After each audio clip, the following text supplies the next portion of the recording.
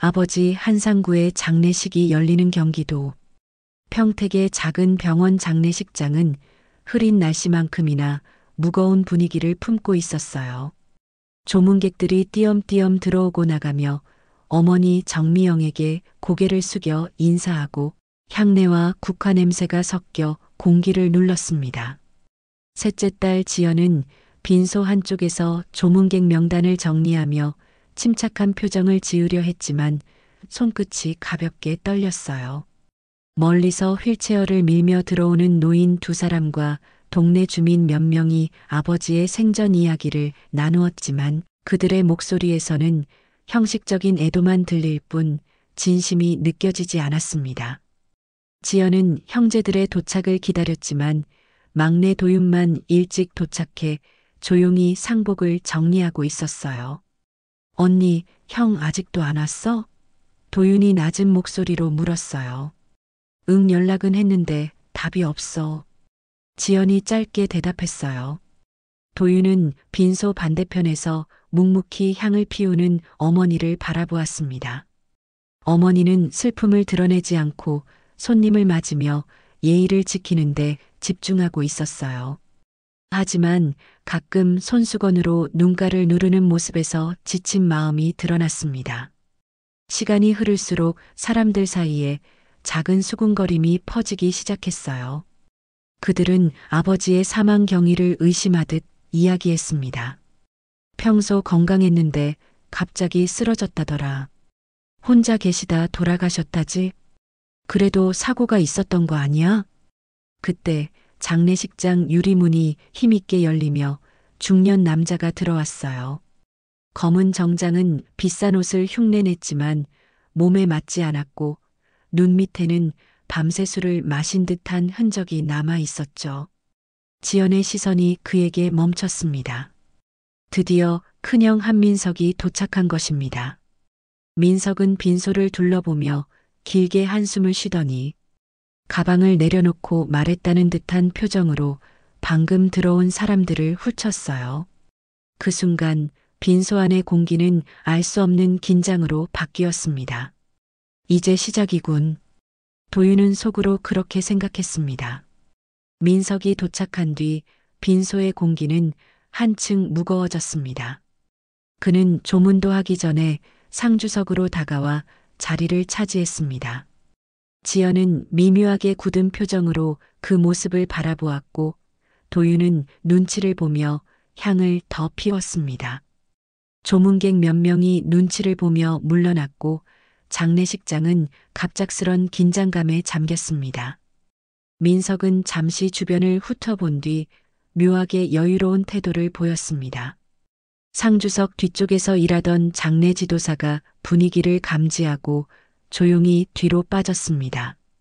그때 민석이 입을 열었습니다. 유산 문제부터 정리합시다. 우리 시간 없잖아요. 형, 지금 장례 중이야. 무슨 말을 하는 거야? 지연이 낮게 말했습니다. 죽은 사람은 말이 없어. 살아있는 사람이 정해야지. 나레이션으로 이어집니다. 지연은 주변의 시선을 의식하며 말을 멈췄습니다. 조문객들은 불편한 기색을 감추지 못했고 몇몇은 빈소를 빠져나갔습니다. 어머니 정미영은 민석의 말에 얼굴이 굳었지만 아무 대답 없이 조용히 손수건만 쥐었습니다. 도윤은 형의 행동을 이해할 수 없었습니다. 그는 민석이 단순히 무례한 것을 넘어서 의도적으로 도발을 하고 있다고 느꼈습니다. 그런데 민석의 다음 말은 더욱 충격적이었습니다. 아버지 재산 목록 제대로 공개해야죠. 아버지가 땅 문서 숨긴 거 나만 모른 줄 알았어요? 지연의 표정이 단숨에 굳었습니다. 도윤도 처음 듣는 이야기였습니다. 어머니는 놀라 손으로 입을 가렸습니다. 주변은 술렁였고 조문객들 중 일부는 흥미로운 구경거리를 본 사람처럼 귀를 기울였습니다. 지연은 민석에게 다가서며 낮지만 단호한 목소리로 말했습니다. 그건 형이 생각하는 그런 문제가 아니야. 아버지 돌아가신 지 하루도 안 됐어. 지금 그 얘기할 때 아니야.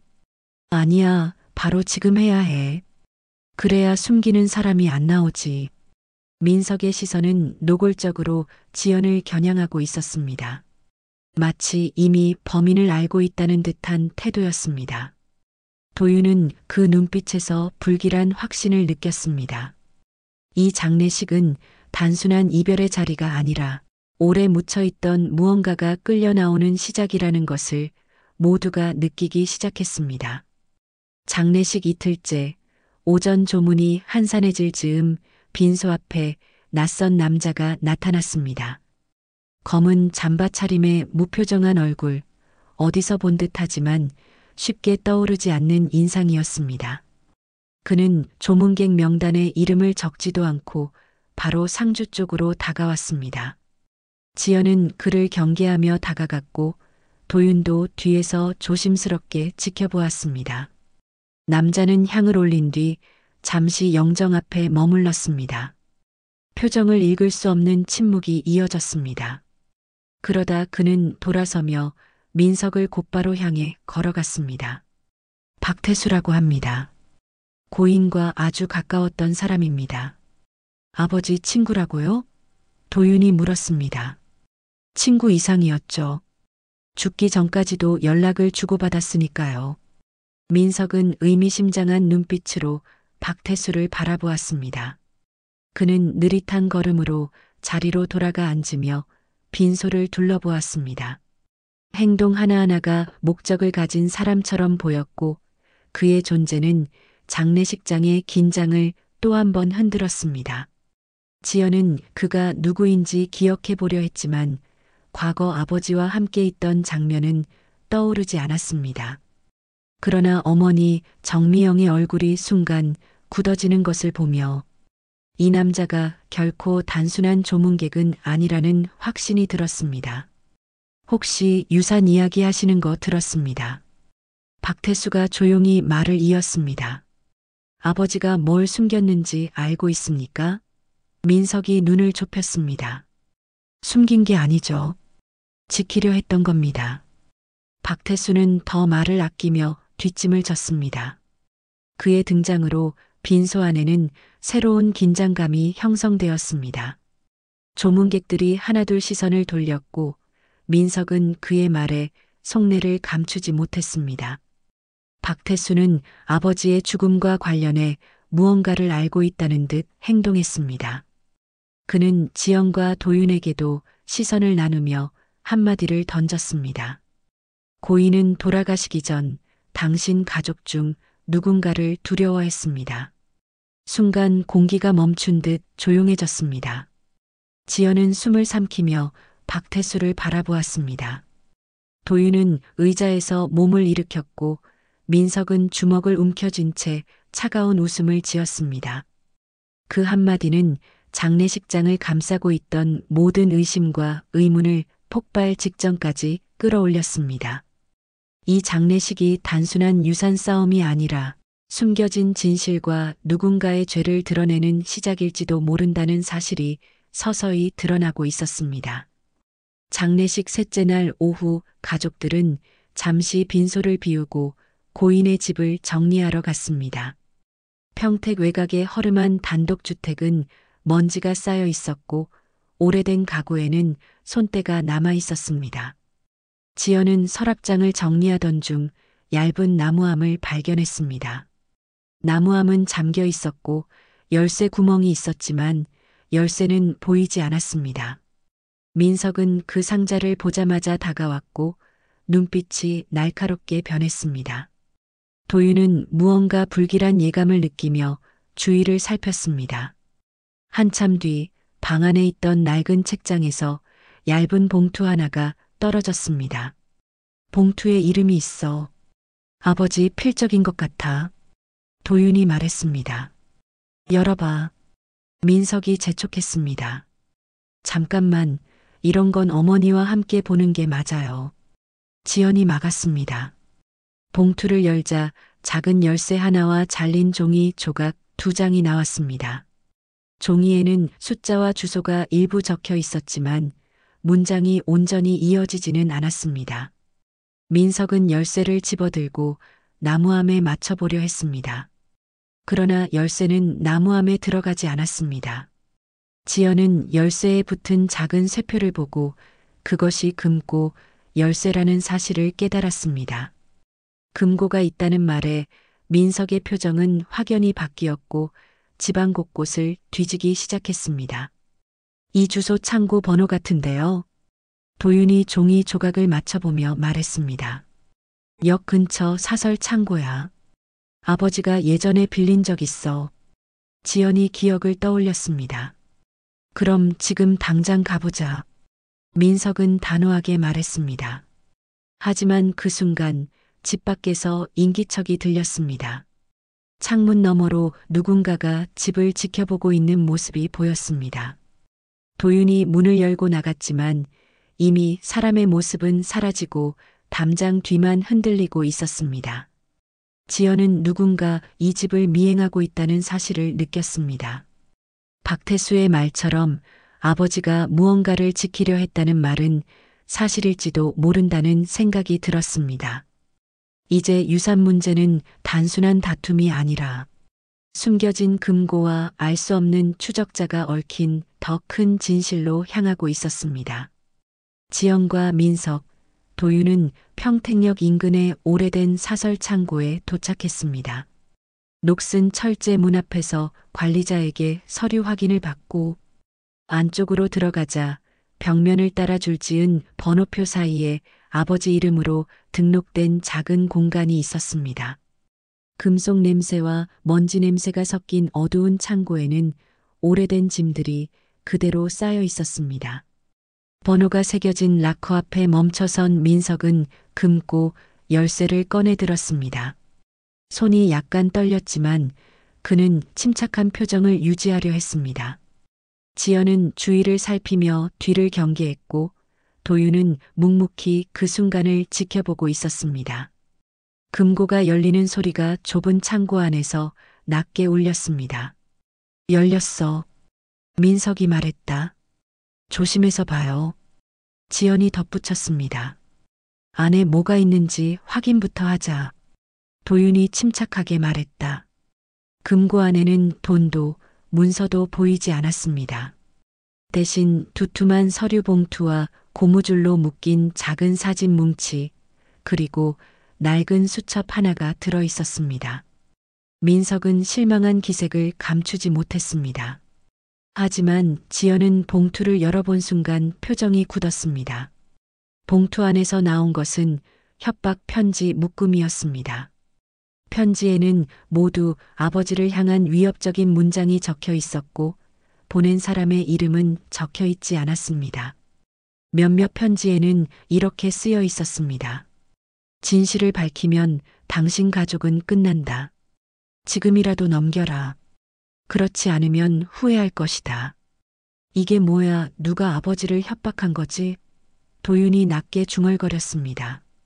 민석이 사진 묶음을 펼치자 더 놀라운 사실이 드러났습니다. 아버지가 어떤 낯선 사람들과 만나 서류를 주고받는 장면, 누군가에게 봉투를 건네는 장면, 그리고 어머니 정미영이 낯선 남자와 함께 있는 사진까지 포함되어 있었습니다. 사진 속 어머니는 불안한 표정을 짓고 있었고 옆에 있는 남자는 얼굴이 가려져 정체를 알 수 없었습니다. 민석은 분노로 사진을 움켜쥐었고 지연은 숨을 삼켰습니다. 사진의 뒷면에는 날짜가 적혀 있었는데 아버지가 돌아가시기 한 달 전이었습니다. 세 사람은 금고를 둘러싸고 침묵했습니다.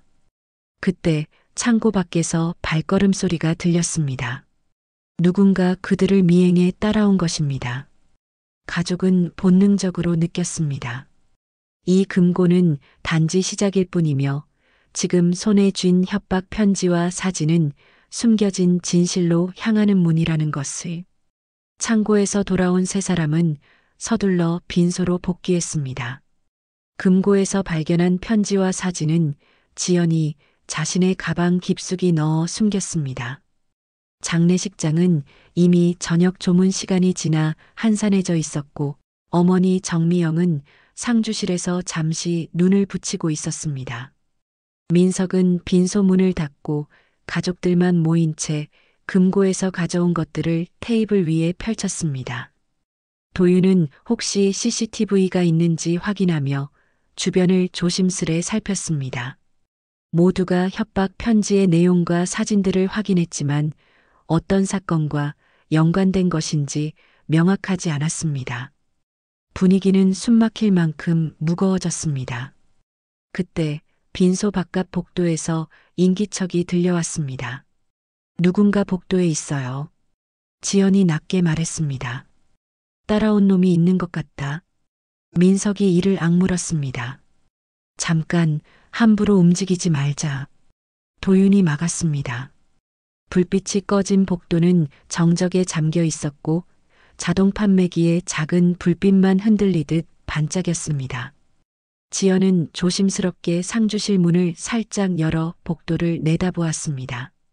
그 순간 누군가 급하게 몸을 숨기는 움직임이 보였습니다.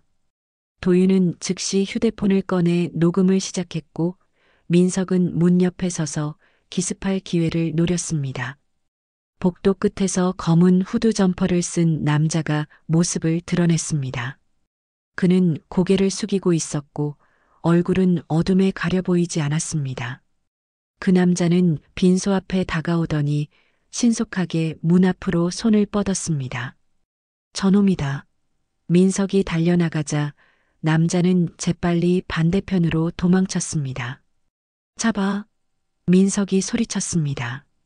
형 멈춰. 위험해요. 도윤이 뒤쫓았습니다. 짧은 추격전이 병원 건물 뒤편 주차장에서 벌어졌습니다. 남자는 빠르게 뛰었고 지연과 도윤은 뒤에서 그를 놓치지 않으려 애썼습니다. 하지만 그 남자는 금세 담을 넘어 도망쳤고 어둠 속으로 사라졌습니다. 도윤은 숨을 고르며 주변을 살폈고 바닥에 떨어진 작은 종이 조각을 발견했습니다. 그것은 누군가 급히 찢어버린 종이의 일부였고 한쪽에 이렇게 적혀 있었습니다. 계약은 끝나지 않았다. 세 사람은 서로를 바라보며 뒤늦게 깨달았습니다. 누군가는 그들을 감시하고 있었고 금고에 있던 것들이 단순한 과거의 흔적이 아니라 현재 진행 중인 사건의 일부라는 사실을. 빈소로 돌아온 세 사람은 상주실 문을 잠그고 테이블 위에 협박 편지와 사진을 다시 펼쳐 놓았습니다. 지연은 떨리는 손으로 사진 묶음 중 한 장을 들어 올렸습니다. 바로 어머니 정미영이 어떤 남자와 만나 서류 봉투를 건네는 장면이 담긴 사진이었습니다. 그 사진을 본 순간부터 지연은 억눌렀던 의문을 지울 수 없었습니다. 마침 상주실 문이 열리고 어머니가 들어왔습니다. 그녀는 테이블 위에 사진을 보자 한동안 움직이지 못했습니다. 손에 쥐고 있던 장갑이 바닥에 떨어졌습니다. 정적 속에서 숨소리만 들렸습니다. 엄마, 이 남자 누구예요? 지연이 조심스럽게 물었습니다. 더 이상 숨기지 말아요. 도윤이 말했다. 이게 다 뭐냐고. 민석은 분노를 감추지 못했습니다. 어머니는 의자를 끌어와 조용히 앉았습니다. 그녀는 사진을 한 장씩 바라보며 깊은 숨을 내쉬었습니다. 그녀의 얼굴은 지쳐 있었고 손끝은 떨리고 있었습니다. 오랜 시간 숨겨온 비밀을 인정해야 할 순간이라는 듯 눈빛이 무거웠습니다. 한참 동안 침묵이 흐른 뒤 어머니가 입을 열었습니다. 목소리는 낮고 단호했습니다. 그 사람은 너희 아버지와 얽힌 사람이다. 그리고 우리 가족이 이 지경이 된 이유이기도 하다. 세 남매는 서로를 바라보며 말을 잃었습니다. 어머니는 숨을 고르며 이야기를 이어갔습니다. 그녀는 과거 남편 한상구가 작은 건설사에 투자했다가 사기 사건에 휘말렸다고 말했습니다. 그 과정에서 거액의 빚이 생겼고 그 빚을 둘러싼 사람들과 위험한 거래가 시작되었다고 했습니다. 박태수 역시 그 사건과 관련된 사람이라고 밝혔습니다. 그는 단순한 친구가 아니라 남편을 위험에서 몇 번이나 구해준 거래 상대였다고 했습니다. 남편은 나에게 말하지 않았지만 나는 알고 있었다. 누군가 우리를 지켜보고 있다는 걸. 그럼 협박 편지는 뭐예요? 지연이 다시 물었습니다. 남편은 진실을 숨기지 않으려 했다. 그래서 죽은 거다. 어머니는 눈을 감았습니다. 그녀의 입에서 처음으로 나온 죽음에 대한 확신이었습니다. 아버지의 죽음이 단순한 사고가 아니라는 것을 이미 알고 있었다는 말이었습니다. 세 남매는 충격에 잠겼습니다. 그동안 의심만 했던 사실이 확인되는 순간이었습니다. 그리고 어머니가 마지막으로 한마디를 덧붙였습니다. 너희는 이제 선택해야 한다. 진실을 밝힐 것인지 아니면 이대로 묵고 살 것인지. 그 말은 경고처럼 들렸습니다. 그리고 아직 끝나지 않은 싸움의 시작처럼 울렸습니다. 장례 마지막 날 아침, 빈소는 한층 차가워진 공기에 잠겨 있었습니다. 조문객은 거의 남아있지 않았고 하얀 국화만이 영정 앞에서 고개를 숙이고 있었습니다. 세 남매는 영정 앞에 서서 마지막 인사를 준비하고 있었지만 그들의 표정에는 슬픔보다 결심이 서려 있었습니다. 전날 밤 어머니의 고백은 이 가족을 돌이킬 수 없는 길로 밀어 넣었습니다. 잠든 어머니를 남겨두고 새벽 내내 이야기를 나눈 세 남매는 하나의 선택에 합의했습니다. 진실을 외면하지 않기로 한 것입니다. 그것이 아버지가 남긴 진짜 유산이라는 생각이 들었습니다. 우리가 시작합시다. 끝까지 가봐요. 도윤이 조용히 말했습니다.